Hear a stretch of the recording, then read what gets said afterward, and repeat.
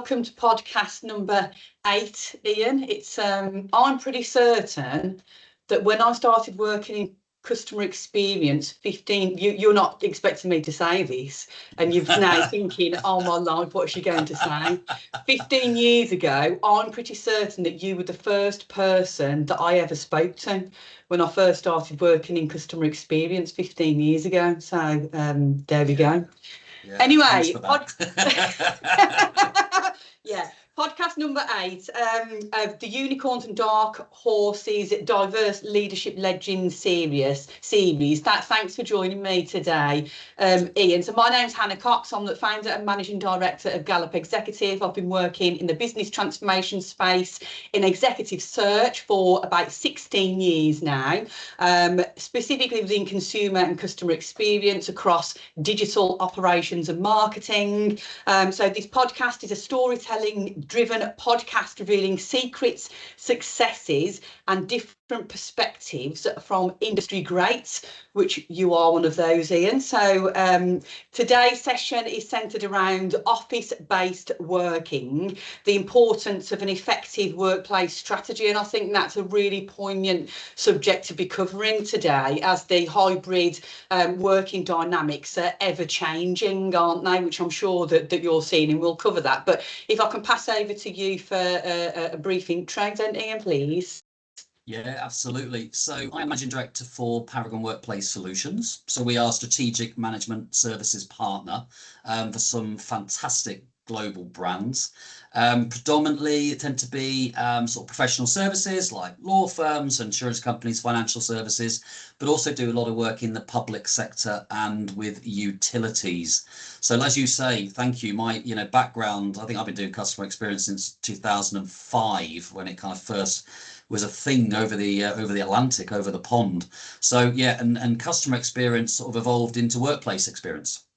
Same disciplines, same sort of tools and techniques for that. So yes, so workplace experience is now what I'm doing with Paragon Workplace Solutions.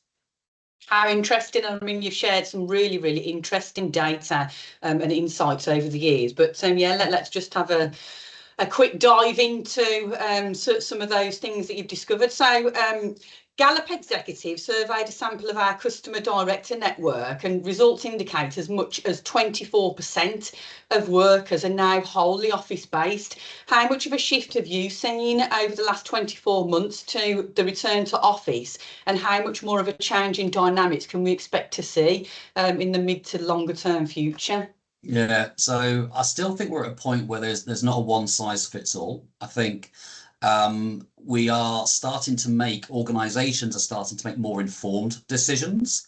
And I think the less informed is mandating. I think we do see the mandating return. But typically that will be US based firms is what we're seeing. I think in terms of how it's being approached now by the organizations we work with, and what we encourage is to think about workplaces understanding the things that are best suited, the activities best suited to being together in that physical environment, rather than how many days do you want people to come together. And I think there is a massive benefit and importance of everybody coming together, even if it's that you come and you plug back into the organization, back into the culture and the values and who you are and what you're there for. However, I think where we are heading more and more is a more sort of formalized approach to understanding we have a workplace because to do these types of activities, so it's designed to support those activities. And then it's about understanding for individuals in different departments, functions and roles, what is the right amount of attendance based on the purpose of that workplace, based on the types of activities that are better done together. And in many cases, that is the word informal is far more common now. So anything to do with informal social connection, informal meetings, collaboration. So we're seeing a lot more of that now as well. But I would say less mandating, more actually relevant to the types of activities people are doing. And I mean, it's the whole kind of wraparound, isn't it? I mean, you've just kind of mentioned there that there is a very close alignment between customer experience and employee experience. And yeah, I mean, you know, the environment and how many days and the physicalities around the work dynamics are really important. But it's also kind of the wraparound employee benefits and everything else, the whole package of being, you know, an employee within an organisation that you research into, isn't it? It is. If you, it's a really good point. If you go back to customer experience has always been about the psychology of human behaviour. So it's all been about, you know, if you get into nitty gritty, it's quite commercial, where you want customers as an organisation to behave in a certain way, and typically that means to stay with you, to be retained, or you might want them to spend more. You're cross-selling, you're upselling. So customer experience has always been about that psychology of informing behavior. Workplace experience is no different, but it's for your, you know, your employees.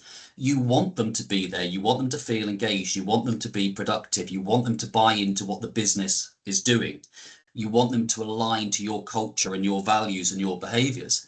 So the how you use that skill set of using data and actually intentionally designing experiences as part of that employee value proposition is absolutely right, Hannah. That's exactly the correlation.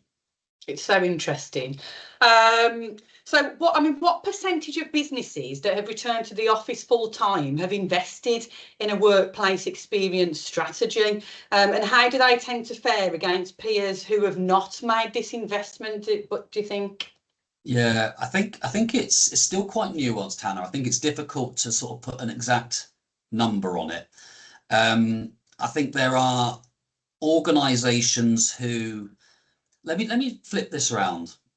When the last piece of research we did, we're very lucky because we've got something called Optima, which manages workplace performance, and it's very quantitative based, but it also has a qualitative sentiment. The whole point of that tool is to understand how well the workplace is performing for you as a business, for your customers, and for your employees. And it all links to productivity, and it all links to return on the investment of having that workplace, which is a costly asset.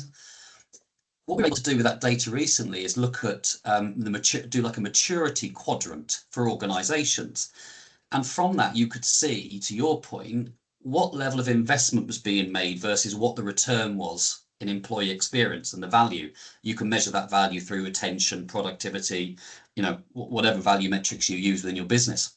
But it's really clear that there's kind of four types of organization. They sit in one of these four pots. You've got this kind of traditional organizations don't really engage with the employees on the employee experience and the workplace experience. They very much dictate, this is what we're doing. They've typically got very strong brands. People want those brands on their CV. And there's a bit of complacency, I would suggest, there in terms of there could be high investment, but it won't involve people feeling, you know, contributing to it. Then you've got this kind of low investment, low impact, low value, which is these static organizations. Their investment tends to be more in the output and the product of what they do. So the NHS, for example, would be, or many public sector, the investment is in the output and their purpose rather than the experience they're trying to create around the people. And then you've got this other interesting one now where you see a lot of the tech firms and the startups, and we call that adventurous. And what they're doing is they're throwing money at it. You know, they're the ones that have got the fireman's poles down the middle of the workplace and the slides and all the rest of it. It's investment. It's not targeted. So they will always find it more difficult to see the value from that investment because they're not using data. They're not tracking that spend. They're sort of throwing money at it and trying to make it very creative. The best ones, that top right-hand corner in that quadrant, which is that investment versus value, they're the pioneering organizations, and they're the ones, to answer your question about investment, they're the ones that recognize that one size doesn't fit all, that you need to create an inclusive workplace. You need to make sure you create something that works for everybody, because let's be right, we're all different. We have different preferences and we do different tasks in different ways. Those pioneering organizations know that. So it's really targeted investment, it's data-led, it's measurable, and it's people-led but technology-enabled, unlike that adventurous quadrant, which is throw money and it's very, very tech-led. There's a real balance. I mean, I'm in the danger of going off piste here, which I'm good at derailing conversations, and I'll try not to derail it for too long. But how closely aligned are workplace strategies with DE&I strategies? Again, I would say it's a real mix. The positive that I would sort of call out straight away is post-COVID. When we have workplace conversations, be it the strategic design aspect or, you know, what is the future of the workplace, I would say pre-COVID, that conversation was with procurement and FM. You know, those that manage the buildings and the real estate and the physical environment. What I would now say is very different post-COVID is that conversation is very much got the chief people officer involved in it, or the HR directors, HR. So it has become far more people orientated. And I think that's a really good thing, because it's not just about now, it's about connecting your workplace policies and procedures, your employee value propositions you talked about, and linking that to that physical environment. So what is it that you want to do for your people that where they can flourish, create an environment where they want to be, and they can support the business objectives and goals, and actually have an environment which supports that and recognizes them as an organization. It's all back to that. If you get this balance right, that investment in your two biggest assets of people and place, you can measure that return on that. So, I mean, I'm getting from you there that that it's becoming much more of a strategic focus at kind of that board level.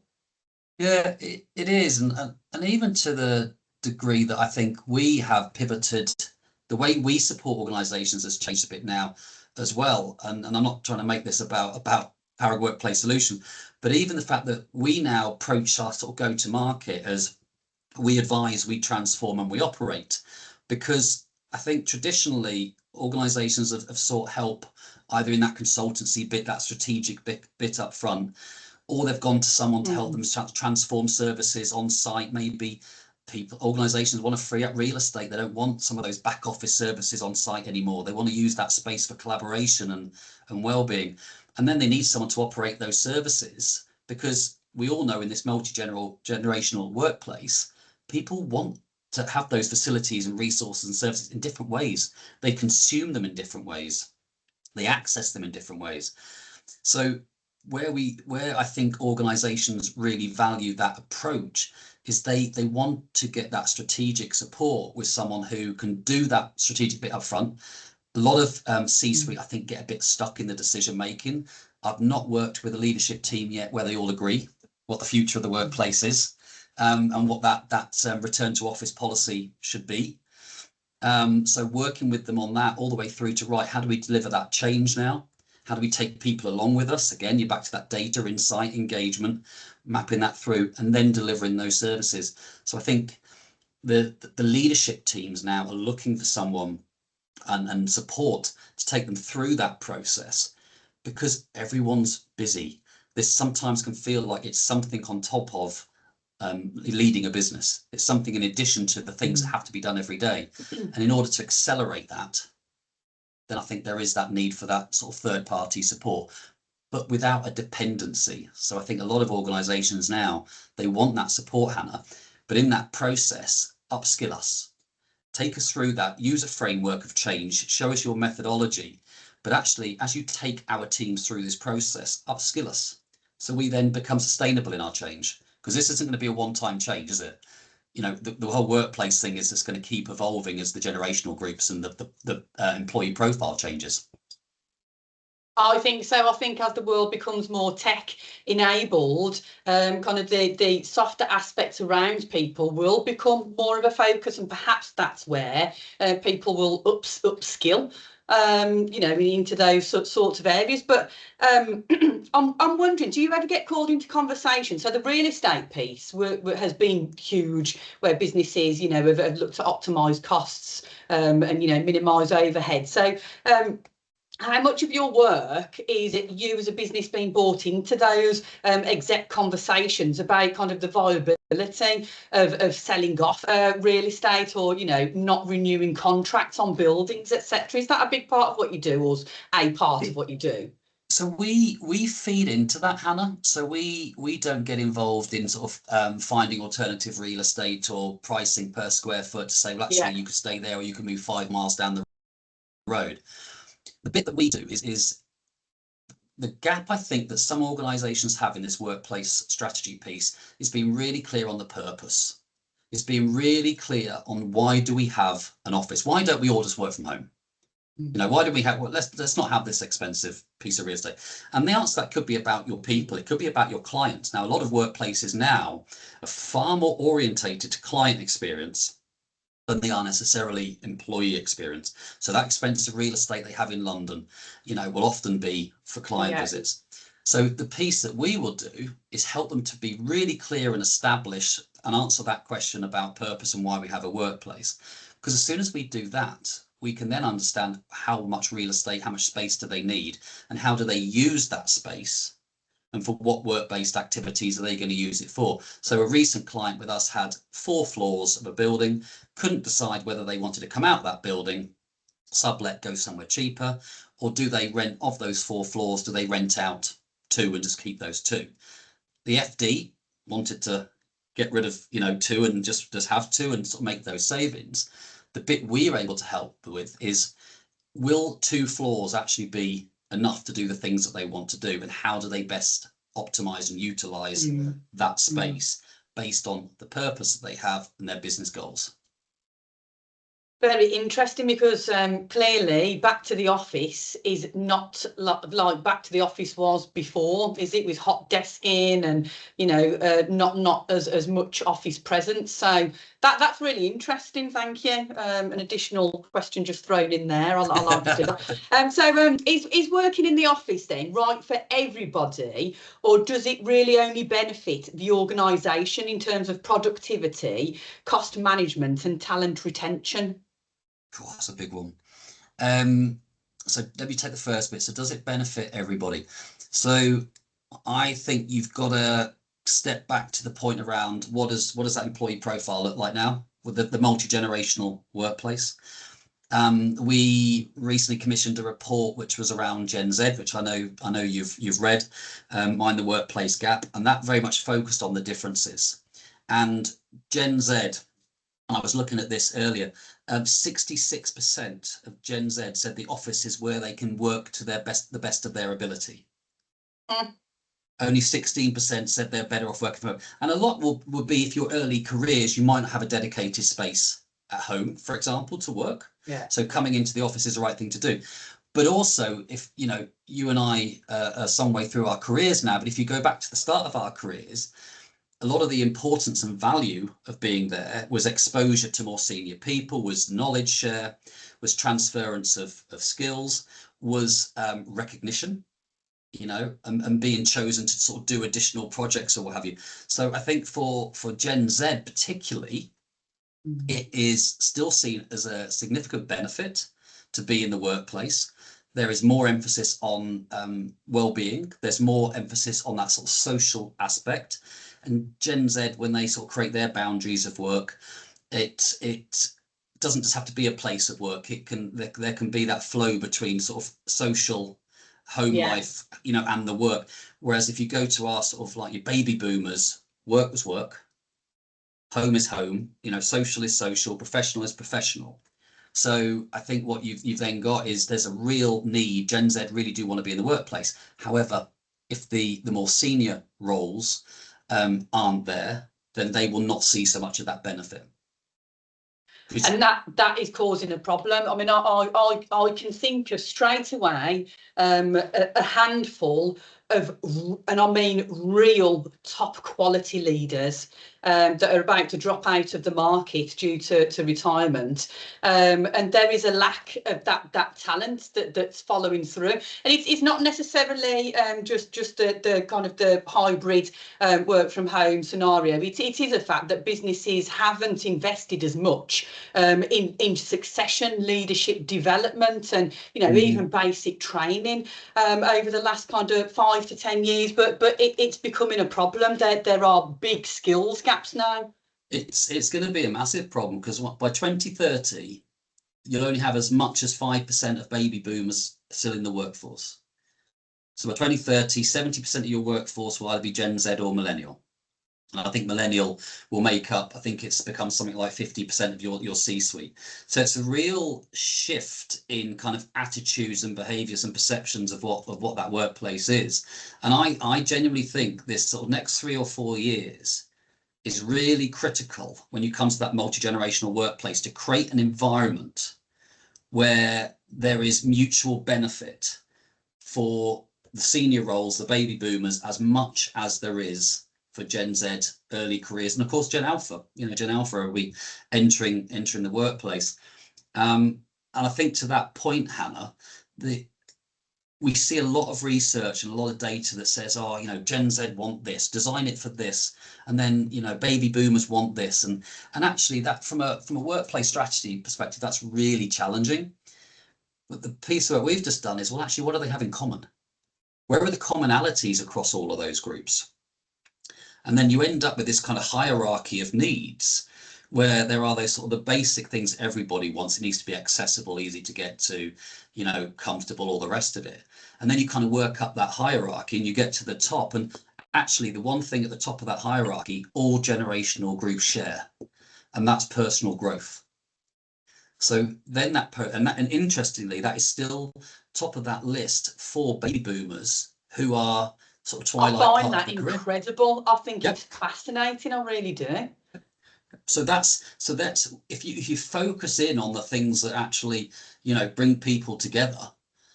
Yes, you still have to create environments which recognise that people are doing different activities and they have different preferences for the play. Be it even things like neurodiversity, and the sensory aspects. Working in noise versus somewhere quiet. You have to create environments for people to do that, and your policy has to match it. But actually focus on the things that they share.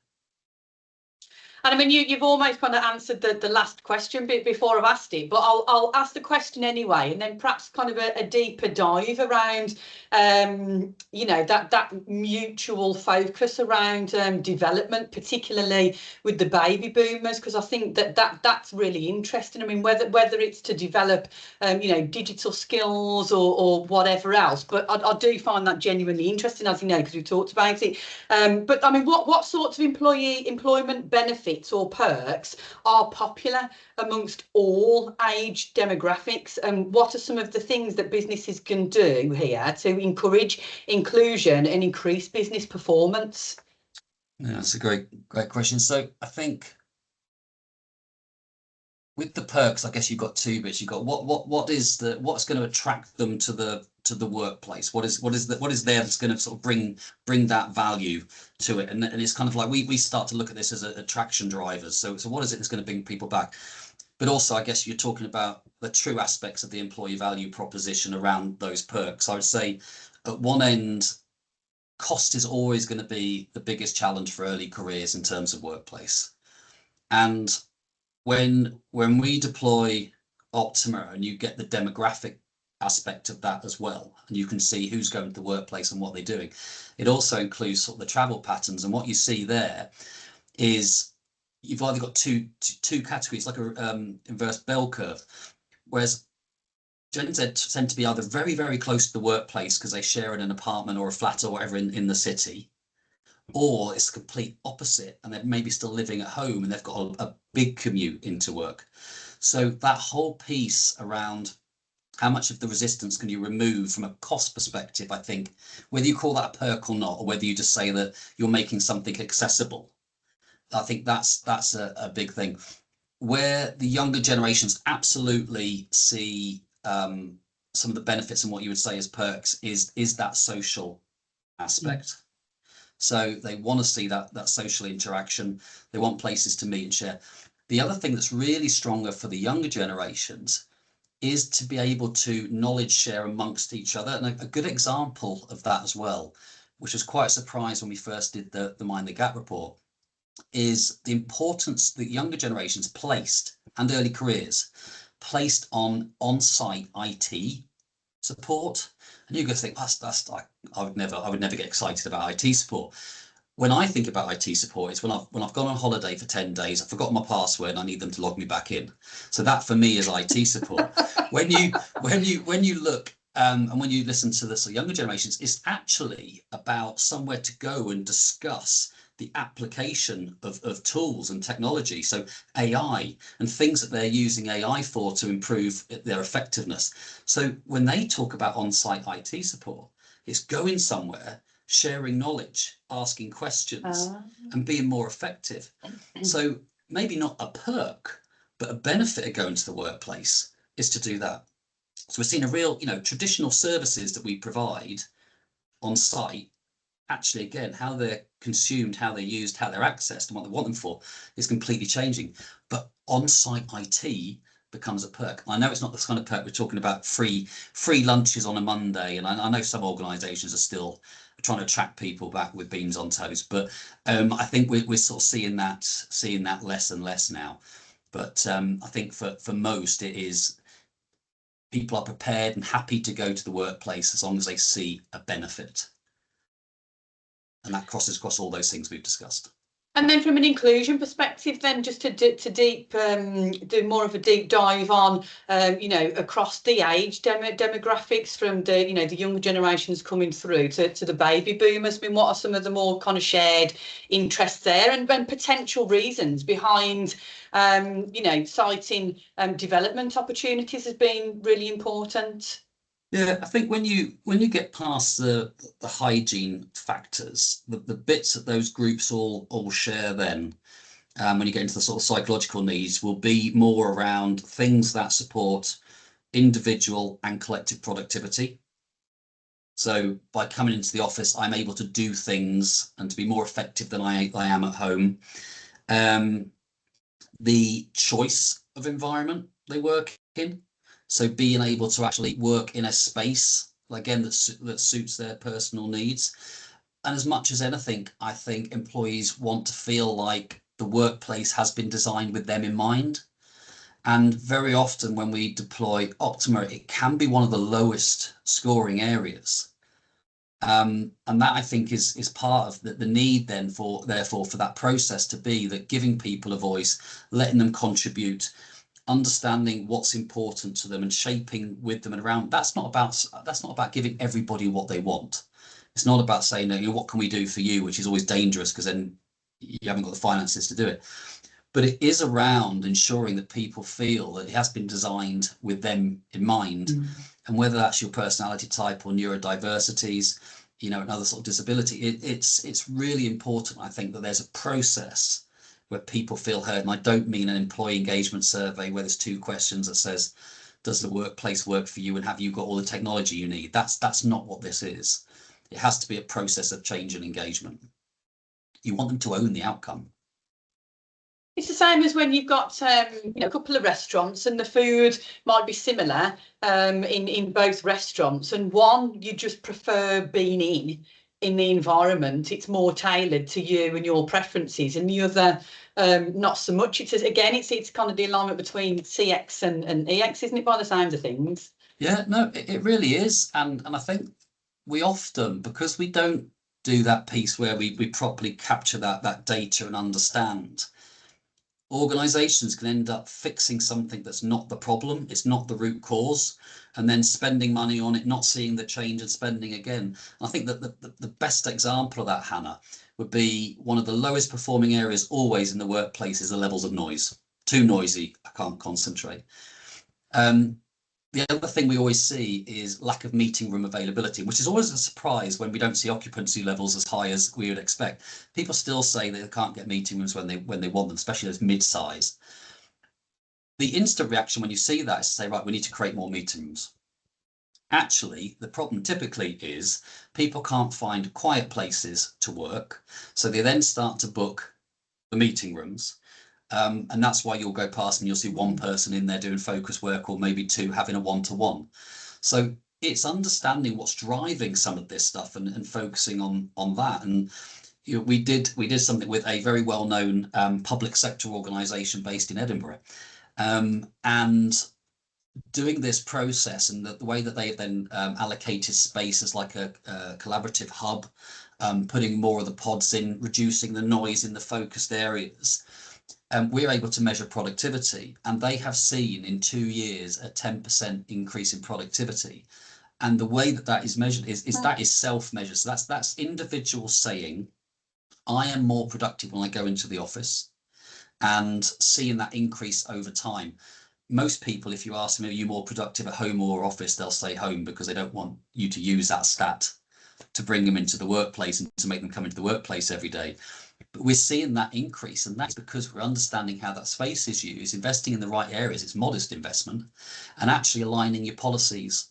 So how do people book spaces? Is it on a reoccurring, you always get those people only every 2 weeks, same meeting room. Are they in it half the time? Probably not. Everyone's got a favourite meeting room. It's quieter. The AV works in there. The sun doesn't come beating through that window, or, it has got natural light. So I think some of this stuff is all linked as well, but it all comes back to that diversity inclusion about how do you create that equity in the experience people can have, and it not be, again, one of the stats would be, I think it was 70% of C-suite think the workplace is perfect, and only 40% of middle management. Well, I would suggest that could be because C-suite have a bigger influence on their working environment than middle management do. And they have their own offices potentially as well, and more flexibility around. That's so interesting, Iain, and thank you for coming to share that with us. I mean, it's a really kind of, there's a lot of complexities to this in practice, isn't there? But it's great that you've got your solution as well that measures the tangible return on investment for it. As cost is a real focus.